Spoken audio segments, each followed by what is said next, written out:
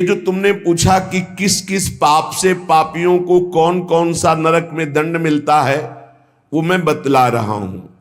जो नीच मनुष्य कामना और लोभ के वशीभूत होकर दूषित दृष्टि से हर स्त्री को भोग भाव से देखता है, जिसको देखता है बस काम भाव से देखता है, बोले जो दुष्ट दूषित भाव से माताओं बहनों को भोग दृष्टि से देखता है, तो यहां बड़ी बड़ी चोंच वाले वज्र के समान जिनकी चोंच ऐसे गिद्ध बार बार हजारों वर्ष उनकी आंखों को नोचते और खाते रहते हैं। वो आंखें बार बार होती रहती हैं, बार बार निकालते, यही वहां है कि मरना नहीं है। उनकी दोनों आंखों को वज्र तुल्य नरक के पंछी बार बार निकालते हैं और खाते हैं, और उनके पुनः नए नए नेत्र उत्पन्न हो जाते हैं। इस पापी को पलक झपकने तक के लिए विश्राम नहीं मिलता, निमिष तक के लिए कि थोड़ा चैन मिल जाए, महान दुख होता रहता है। हजारों वर्ष तक उसको इस नेत्र दर्द पीड़ा भोगनी पड़ती है। और फिर जब मृत्युलोक में जन्मता है तो नेत्र रोगी पैदा होता है। वो यहां पैदा होगा नेत्र रोगी, या नेत्र ही नहीं है या नेत्रों में दिखाई नहीं दे रहा, कई तरह के व्यवधान, जिन्होंने नेत्रों का दुरुपयोग किया।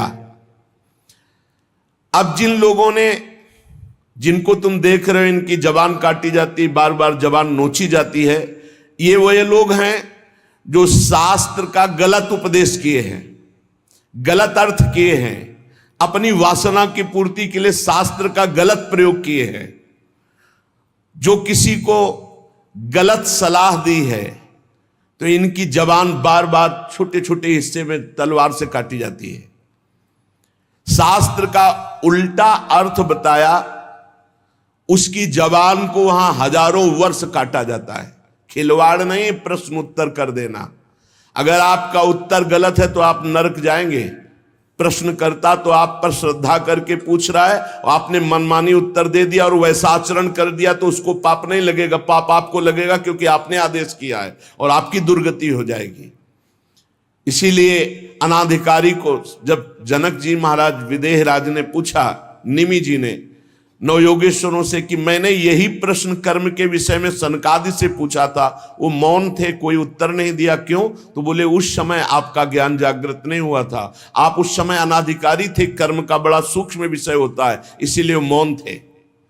ऐसा नहीं कि हर प्रश्न का उत्तर फटाक से दे दे, और वो गलत है अगर उत्तर तो शास्त्र सम्मत नहीं है तो उत्तर देने वाले को नरक का दंड मिलेगा, उसकी जबान हजारों वर्ष वहां काटी जाएगी।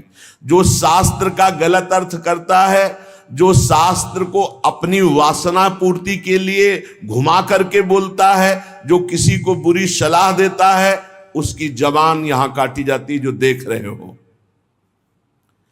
और हे सुमति जी, जो वेद की निंदा करते हैं, देवताओं की निंदा करते हैं, संतों की निंदा करते हैं, वैष्णव की निंदा करते हैं, गुरु की निंदा करते हैं, गुरु पर दोष दृष्टि करते हैं, गुरु को वक्र दृष्टि से देखते हैं, क्रोध दृष्टि से, उन सब को यहां भयंकर वज्र तुल्य वाले जिनकी चोंच है, ऐसे पक्षी गिरा गिरा करके उनके अंगों को नोचते हैं, जबान, आंख और उनके शरीर के अंगों को। जितने निमेष तक उनके द्वारा ये जिह्वा जनित पाप हुआ है, उतने हजार वर्ष तक उनको पक्षी नोचते हैं। जो नराधम बिना दोष के दो मित्रों में फूट डाल देते हैं, एक दूसरे की चुगली करके, पिता पुत्र स्वजन में भेद पैदा कर देते हैं, और जो पुरोहित, बहुत ध्यान देने योग्य बात, अनुष्ठान का संकल्प लेता लेकिन अनुष्ठान पूर्ण नहीं करता, जजमान को क्या पता। जो पुरोहित जजमान से नियत संख्या ले ली धन और अनुष्ठान पूरा नहीं किया, या जो अपनी माता और पिता का अपमान किया, जो अपनी शरणागत, अपने अर्धांग विराजमान पाणिग्रहण की हुई पत्नी का विविध प्रकार से अपमान और शोषण किया, वो यहां आरे से चीरे जाते हैं हजारों वर्ष तक। दिखाया, देखो ये बीच आरे से आराम आराम से एक एक अंग चीरे जाते हैं। उस पुरोहित को भी दंड मिलता है, उस पुत्र को दंड मिलता है जो माता पिता का अपमान, उस पति को दंड मिलता है जो पत्नी का शोषण, उस पत्नी को दंड मिलता है जो पति से छल करती है। आप खुली आंख इनकी दुर्गति देख सकते हैं। जो दूसरों को कष्ट देने का स्वभाव बना लिया है, बातचीत चेष्टा से कष्ट ही देना है। जो दूसरों की प्रसन्नता में जलते हैं, जो दूसरों की घरों में सोए हुए घरों में आग लगा देते हैं या फसलों में आग लगा देते हैं और उनको प्राणांतक कष्ट देते हैं, उन अधम पापियों को यहां जलती हुई आग में जलाया जाता है। तुम देख लो, तपती हुई बालू डालकर उनको भूना जाता है और यहां आग में उन्हें जलाया जाता है। जो एक जगह निमंत्रण मिला, फिर दूसरी जगह निमंत्रण मिला, तो पहले निमंत्रण वाले को छोड़ करके दूसरे के यहां निमंत्रण पाकर फिर पहले वाले के यहां निमंत्रण पाने गया। ऐसा नहीं है, ये नरक का कारण बन जाएगा। एक जगह निमंत्रण है, वहां गए, अगर हम भूखे हैं तो भूखे, नहीं मिला तो नहीं मिला, अब दूसरे दिन देखा जाएगा। 2 3 4 निमंत्रण, ऐसा नहीं।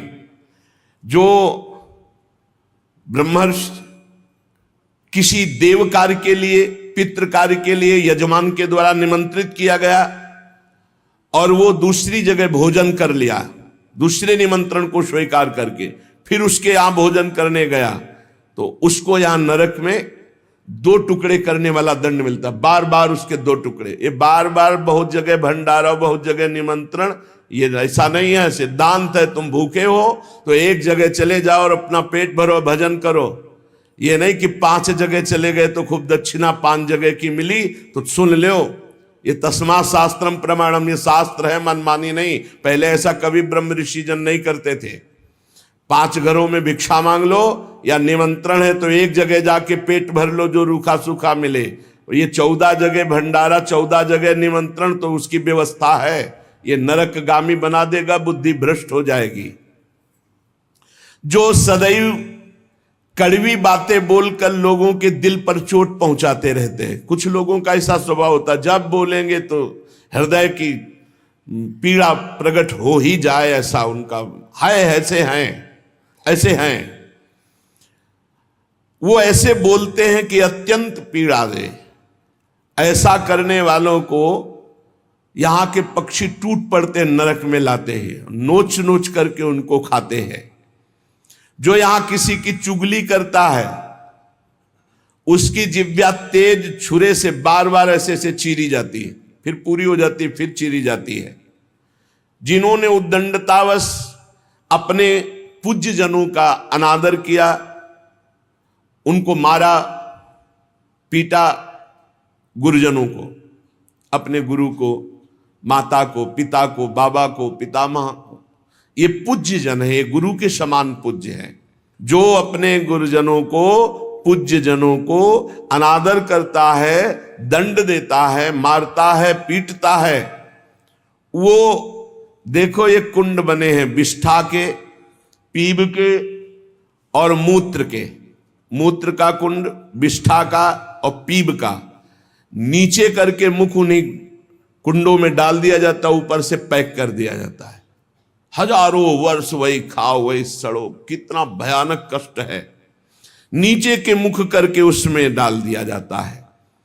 जो लोग भोजन बनाने, बहुत ध्यान से सुनो, भोजन बनाना उद्देश्य रखो, यज्ञ है, यज्ञ के लिए भोजन बना रहे हैं। सबके हृदयों में भगवान है। पहले भोग लगाओ श्री भगवान का, फिर दरवाजे पर निकलो और आसपास झांक के देखो, कोई पशु पक्षी, कोई मनुष्य, कोई संत महात्मा, कोई भूखा तो नहीं दिखाई दे रहा। अगर एक गाय है, कुत्ता भी है, तो घर से जाओ, रोटी लाओ, पहले उसे डालो।